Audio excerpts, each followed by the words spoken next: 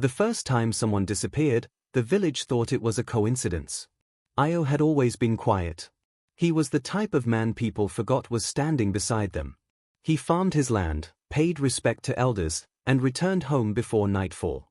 On the evening of the full moon, he ate with his wife and children, washed his hands outside, and said he was stepping out to feel the night breeze. He never came back. By morning, his sandals were found near the old silk cotton tree at the edge of the village. No blood. No signs of struggle. Just the sandals, placed neatly side by side, as if he had removed them himself. The elders gathered and spoke softly. People whispered. Some said Io had run away. Others said thieves had taken him. By the third day, life continued. Farms needed tending. Children needed feeding. Fear was pushed aside. Until the next full moon came. This time, it was a woman. Miriam was known for her voice. She sang while fetching water, while pounding grain, while bathing her children. On the night the moon sat full and bright above the village, she stayed late at the river, humming softly as she filled her pot. She never returned. Her water pot was later found floating near the riverbank. Upright. Not broken. The water inside still full. That was when fear entered the village and refused to leave. From then on, people began to count days. As the moon grew round, doors closed earlier. Fires burned longer into the night. Parents called their children inside before sunset. Men who once laughed late into the night now spoke in low tones. No one went near the silk cotton tree. No one went near the river. No one went anywhere alone. Still, the full moon came. And so did the disappearance.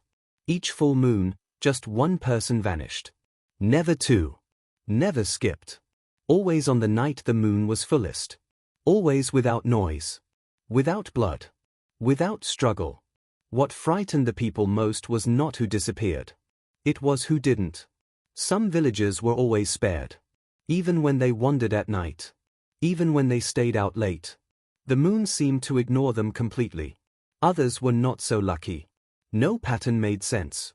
The elders performed cleansing rituals. They poured libations.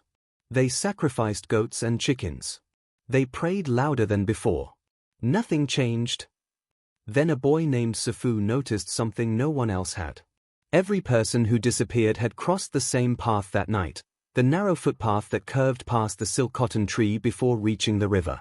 When Safu told his mother, she slapped him and warned him never to speak such words again. People who talked too much about the disappearances were believed to invite the moon's attention. But the thought stayed. And on the next full moon, Safu watched from his window. He saw a figure standing beneath the silk cotton tree. It was tall. Too still. And when the moonlight touched it, the boy realized it was not standing on the ground at all. It was hovering. Safu screamed. By the time people rushed outside, the tree stood alone, silent as always.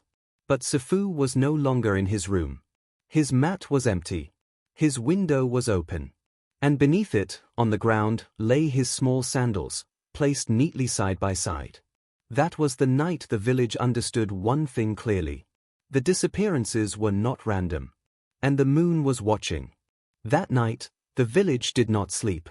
One child was gone. And the moon was still full.